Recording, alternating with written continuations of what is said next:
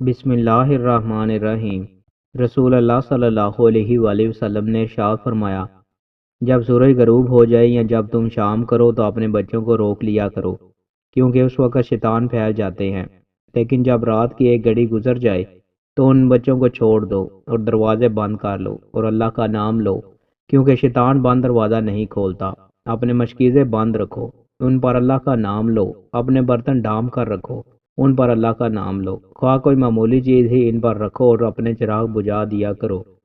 رسول اللہ صلی اللہ علیہ وآلہ وسلم نے ارشاد فرمایا، جنت میں تم میں سب سے کم ملکیت والا شخص وہ ہوگا جسے اللہ تعالیٰ فرمائے گا تمنا کر۔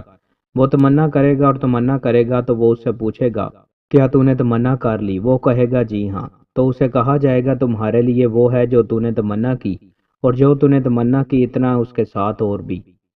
رسول اللہ صلی اللہ علیہ وآلہ وسلم نے ارشاد فرمایا، جنت میں کچھ ایسے لوگ داخل ہوں گے جن کے دل حسد و بغض وغیرہ سے پاک ہونے کے لحاظ سے پرندوں کے دلوں کی طرح ہوں گے۔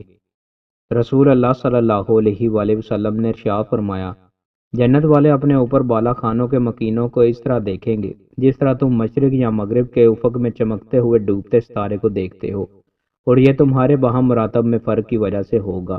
انہوں نے عرض کیا، اللہ کے رسول، یہ انبیاء علیہ السلام کی منزلیں ہوں گی جہاں ان کے علاوہ کوئی اور نہیں پہنچ سکے گا؟ آپ صلی اللہ علیہ وآلہ وسلم نے فرمایا، نہیں، بلکہ اس ذات کی قسم جس کے ہاتھ میں میری جان ہے، وہ لوگ جو اللہ پر ایمان لائے اور انہوں نے رسولوں کی تصدیق کی۔ رسول اللہ صلی اللہ علیہ وآلہ وسلم نے ارشاد فرمایا، جو شخص جنت میں داخل ہوگا وہ خوشحال رہے گا، بدحال نہیں ہوگا، نہ تو اس کا لباس پرانا ہوگا اور نہ اس کی جوانی ختم ہوگی۔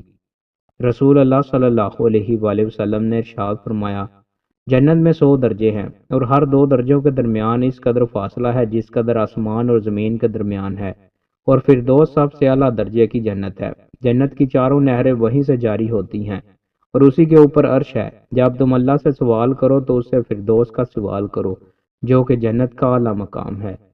رسول اللہ صلی اللہ علیہ وآلہ وسلم نے ارشاد فرمایا، یہ سعد بن معاذ رضی اللہ تعالیٰ عنہ وہ شخص ہے جس کی خاطر عرش لرز گیا۔ اس کے لیے آسمان کے دروازے کھول دیے گئے اور اس کی نماز جنازہ میں 70,000 فرشتوں نے شرکت کی، لیکن اسے بھی قبر میں دبایا گیا، پھر ان کی قبر کو کشادہ کر دیا گیا۔ دوستوں، مزید اچھی ویڈیوز کے لیے ہمارے چینل کو سبسکرائب لازمی کریں۔ بہت شکریہ۔